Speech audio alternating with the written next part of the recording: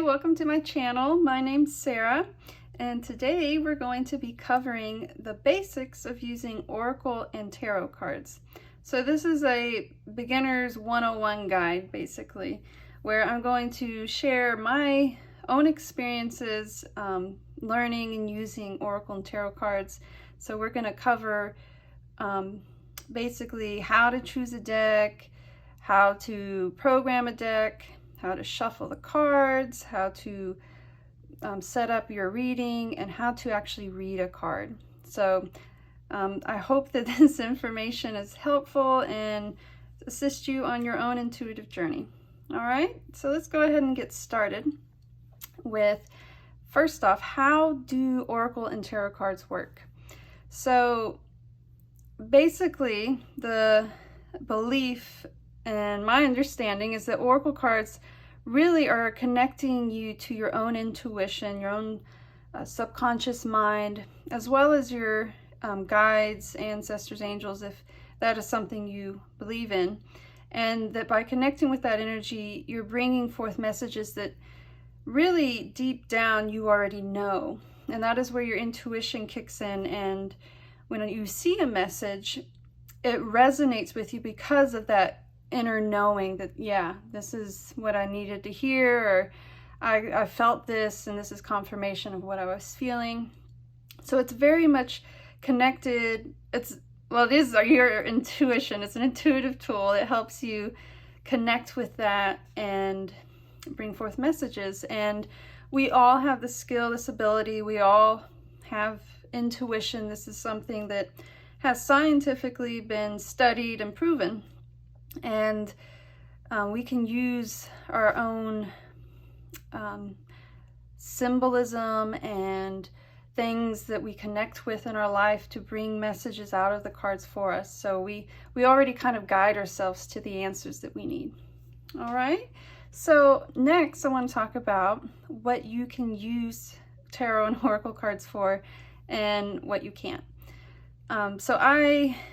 Some readers can use cards to predict the future or timing, and I do believe that this is a skill that you can develop, but I do have to say that everyone has free will, and in each moment in time you can change your mind, choose a different direction than where you were focused on going at the time of a card reading. So just keep in mind that everything's kind of based on that current moment plan of action when you read the cards. And also know that people outside of yourself, situations outside of yourself, have dynamics going on that you aren't in control of. People can change their minds, and that will change what happens. So it's not like a set in stone type of thing. It's more of a generalized, in this moment, information. But I personally prefer to use cards not for specific timing or timing or predictions. I use it to guide me in the moment for my next best step. Things I need to be aware of to help me make a better decision or to help me move forward in a way that is more in alignment with my greatest and highest good and with my energy. So that's really where I'm going to be focusing today's information, is on that type of path of using the cards. What you can't use cards for, really the kind of rule of thumb is the quality of the question you ask is going to be the quality of the answer you get. And a lot of times when you are desperately wanting an answer to a specific question, you can block the answer, or you want your intuition or your spirit team to tell you what to do. The cards will not tell you what to do. These are tools to help you tap into what you already know, what you feel is best for yourself. So never feel, I would never try to use the cards to tell you what to do. Just giving you additional information to help guide you on your own decision-making path. All right. So next we're going to talk about how to choose a deck of cards. So I have an Oracle card deck here, which is the Nature's Whispers by Angela Hartfield and Josephine Wall. This is a beautiful deck.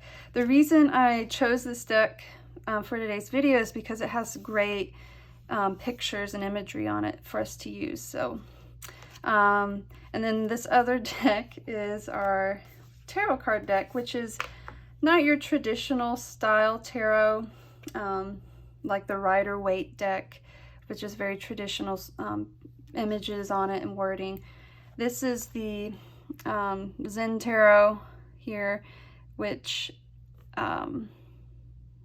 it's very, I love this deck as well because of the pictures, the imagery. It takes the basic concepts of the tarot and, you know, creates kind of a word that sums up the meaning of the card. And then of course you have the images. So to choose a deck, it's really a very personal thing. I recommend going to a store where they have open sample decks that you can open and flip through and get a feeling for, you know, are you drawn to the cards? Are you know, it's very much an attraction, like, to whether it's the way things are put on the cards, like very short and simple phrases, or would you prefer cards that have a longer description on them? And they also make cards that have no words on them at all. It's just a picture and you find and pick out the words from the cards.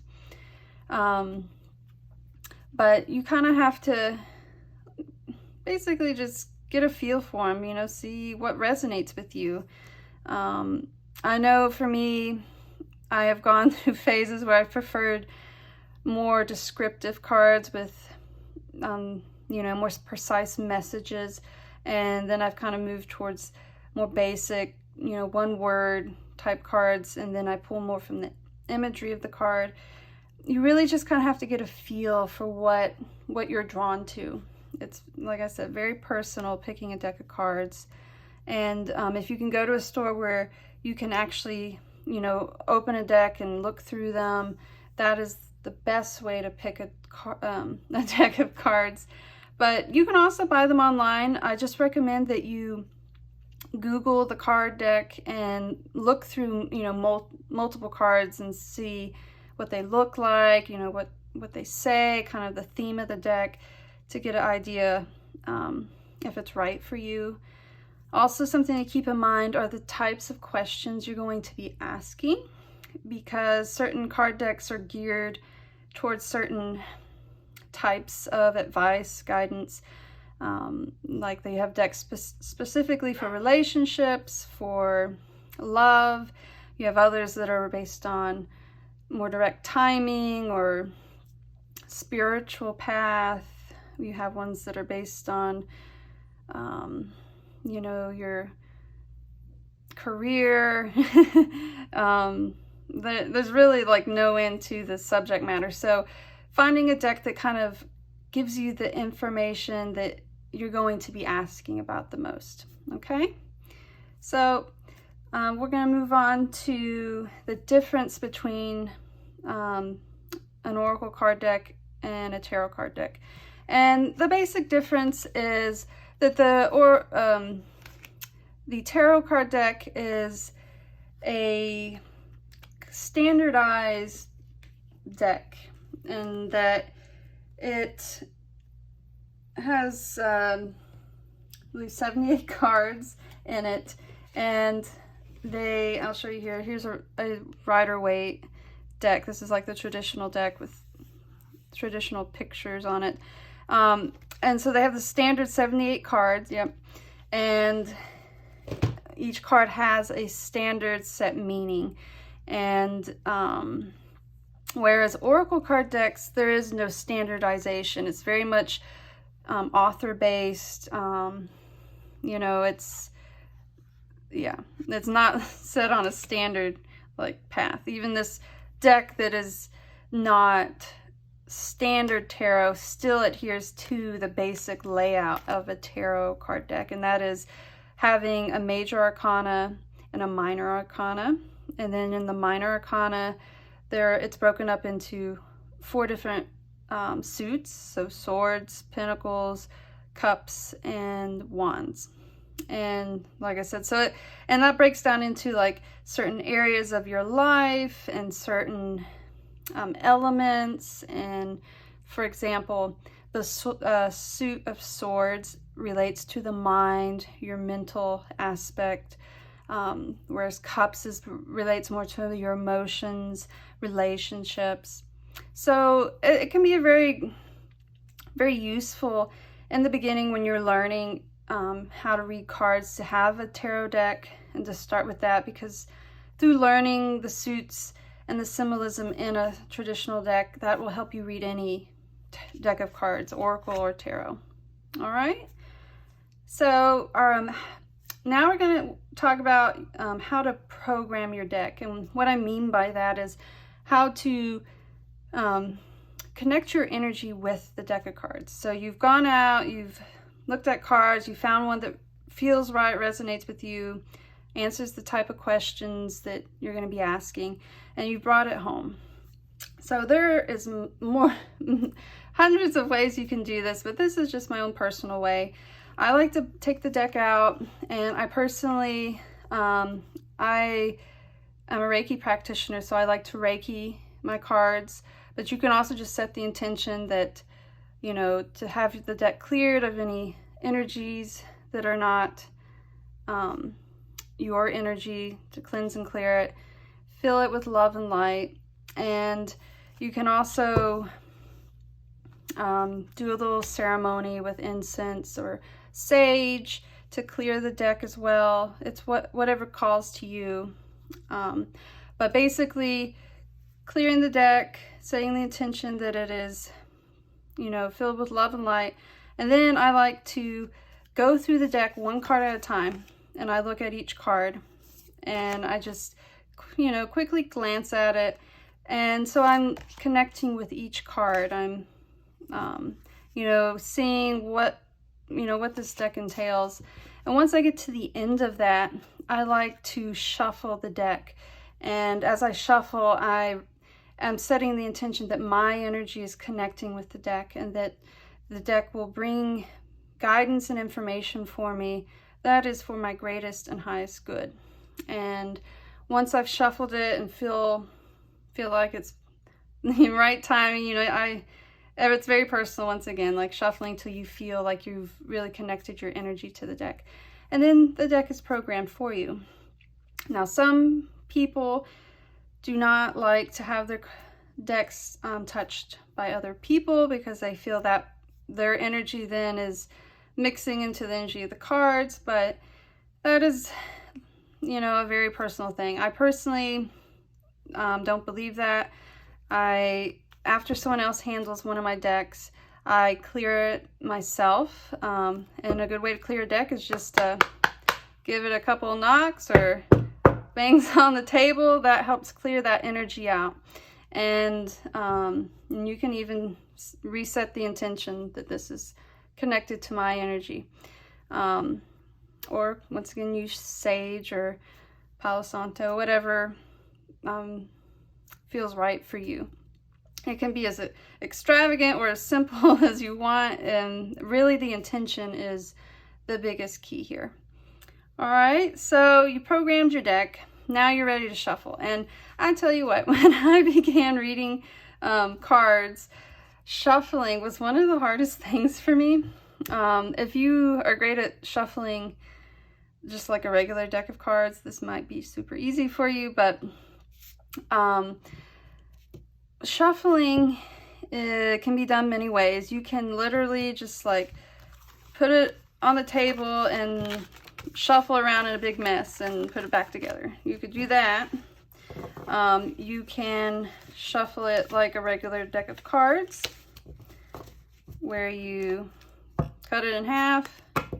I like to flip it as I cut it, but we'll talk about that in a minute. And then mix them together and just continue that process. Ooh, well, that was a very good shuffle there, but you know, you get the picture. So simple shuffling technique like that. Bring it back together. You can also do this, which is where you just kind of take a little off the back, put it on the top, a little at a time, like this.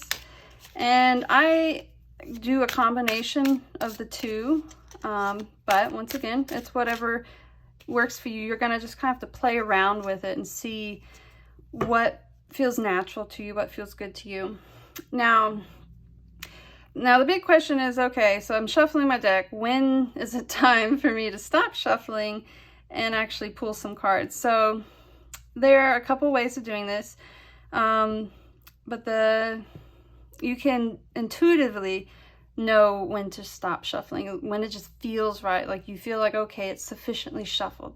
And you, like I said, this will take practice, really kind of tuning into like, oh, this feels right, this feels good.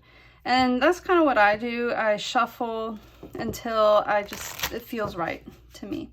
And usually after I've shuffled a while, I'll get like a shuffle where it's just like it chunks, like, oh, oops.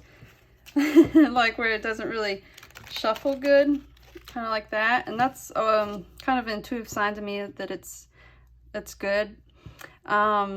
Other readers like to count, where they actually shuffle the cards so many times and then it's ready. Say like shuffle the deck 8 times and pull from the top. Or I personally, after I shuffle, I'll put the deck down and then I'll grab the side and pick up loosely so that it only picks up part of the cards. And what is on the bottom is what I pull from for my reading. So you have to play around with it, see what works for you. I do know some readers who actually, see how those cards just flipped up? I know some readers that's how they choose their cards, when the card flips during the shuffling or falls out during a shuffling. See if I can get one to fall out for you. I'm gonna make one fall out here. Okay, so like, see, like these flew out. So some readers will take those cards for the reading. I know some readers who, as they're shuffling, they'll see a card that looks like it's like sticking out, and so they'll take that intuitively as the card they're meant to pick. As you can see, there are many ways to do this. You just have to kind of try them out, see what feels right, what's easy for you. I started off doing the wait till one falls out method, the shuffling like this until one flew out.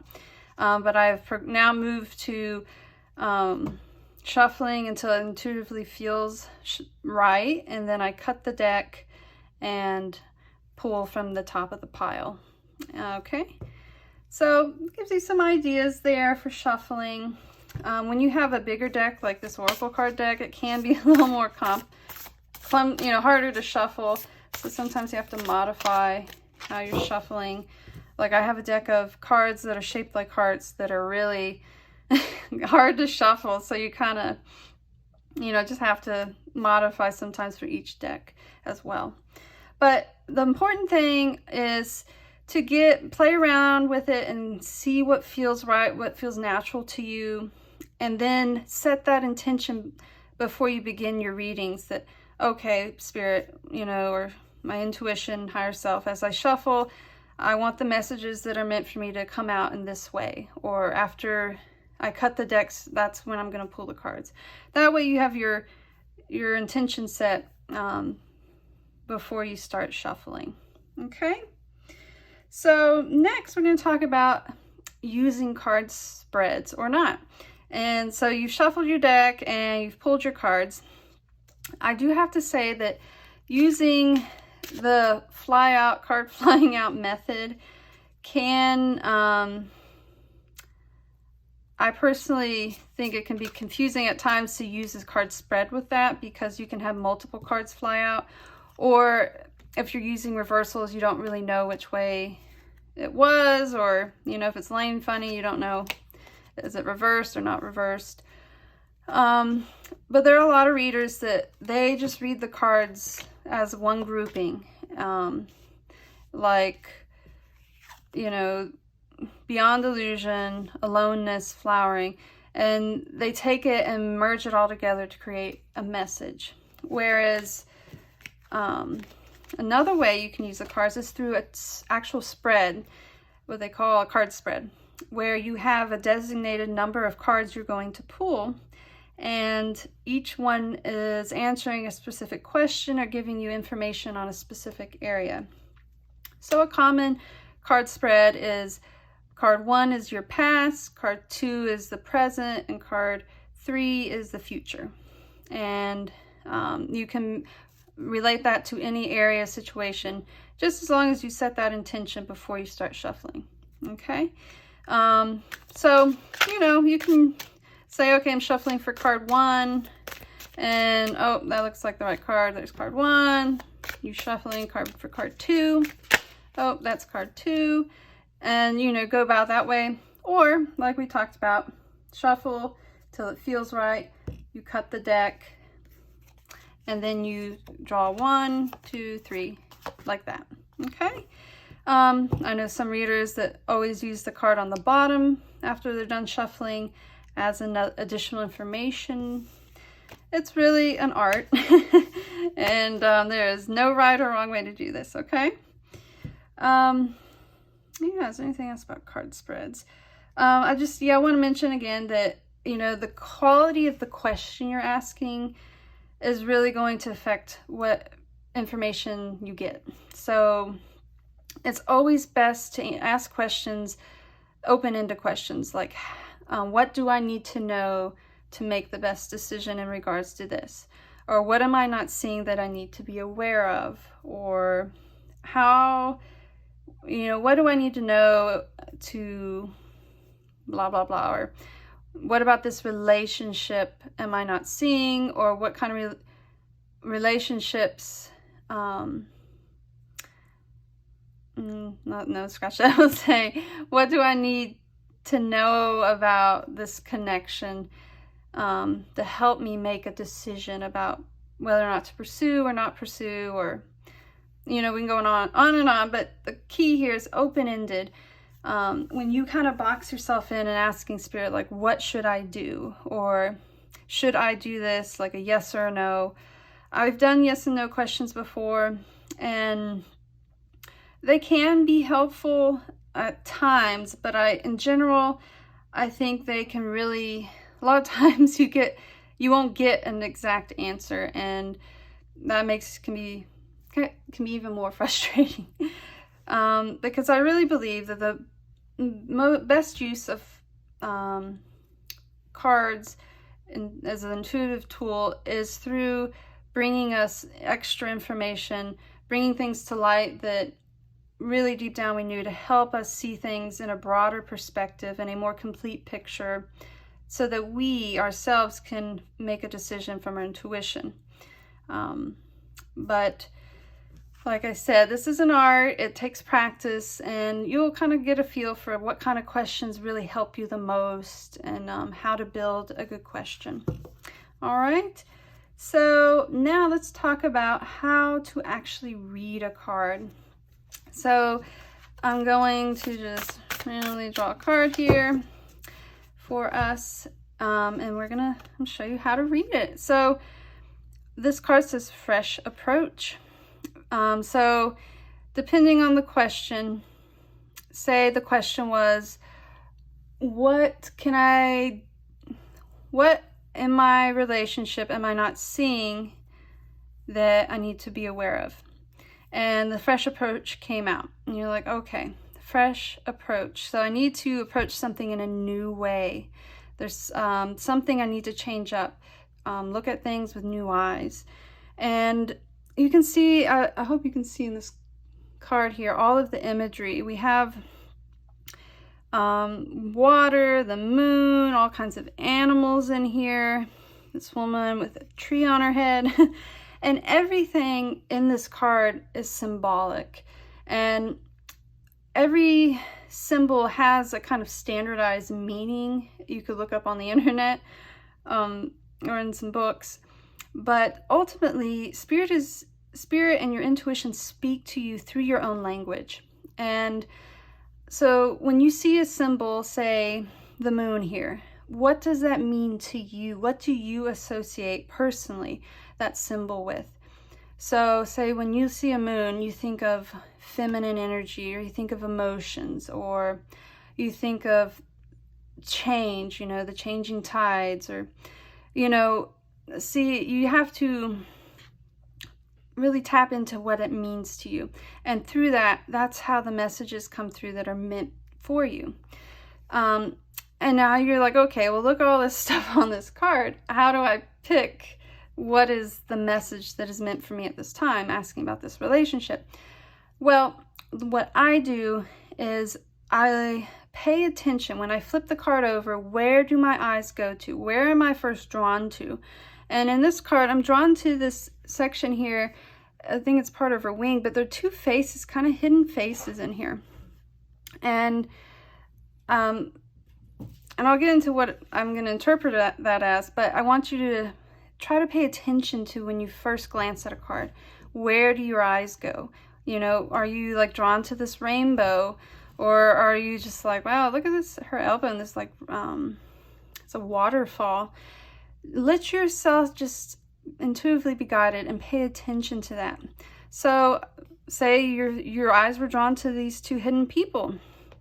So fresh approach, it's perhaps you're not seeing each other in the relationship. These people are kind of hidden.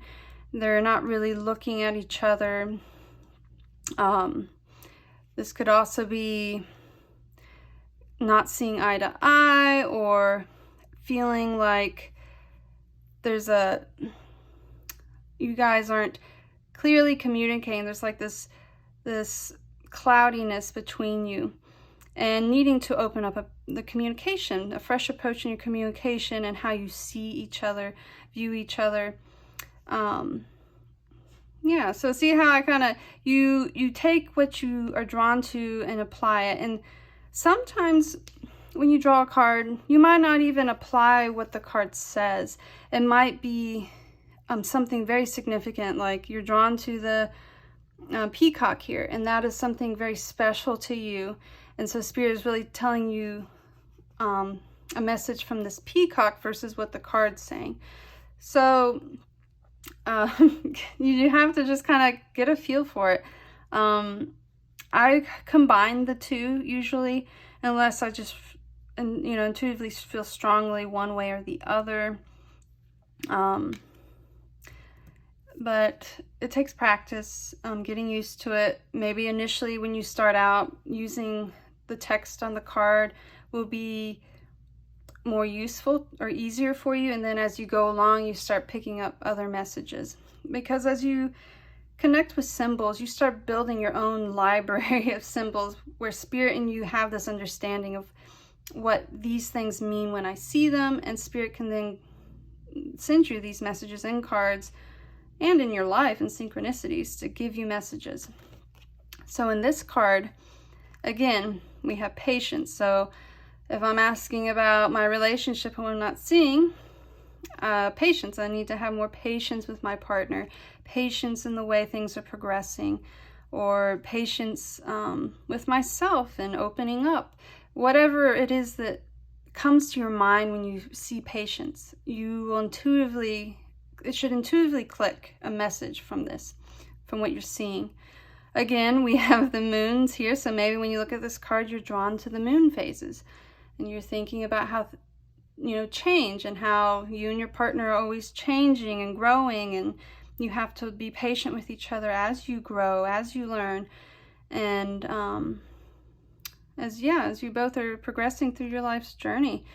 And this card also has this woman here. She looks pregnant, so pregnancy to you could be literal. It could mean new life, something like this card talked about here, fresh approach, something new. So really just like go where your intuitive vision, like where you're drawn to. Let yourself just have fun with it. Don't be so heavy and serious with it, The more light and fun you are with it, the better. and the more messages you can pull out. And trust that what you are drawn to has a message for you, and really feel into, what does that mean to me? How does that apply in my own life, my own experiences? And, you know, tie it into the question that you asked. Okay. All right. I think that is everything I have for now. Other than I just want to remind you, like I said earlier, we were talking about using cards when someone else touches or uses your deck to clear it. After each reading I do for myself, I always clear the deck. That way, that question, the energy of that question, which as you shuffle, you're thinking about, you have that question in mind as you're shuffling, and that kind of is putting the energy of that question into the cards, and thus helping that card fall out or come out when you cut the deck. So as you shuffled, you've infused the cards with the energy of the question. So after you've pulled the cards for that, you want to clear the deck. When you're ready to move on to a new question, or you're done with the cards for the day, clear them so that when you pull them out again, there's no energy attached to a previous question or previous person you're reading for in the deck. And again, you can do this multiple ways, with sage, or how I just showed you, crystals. It's really up to you.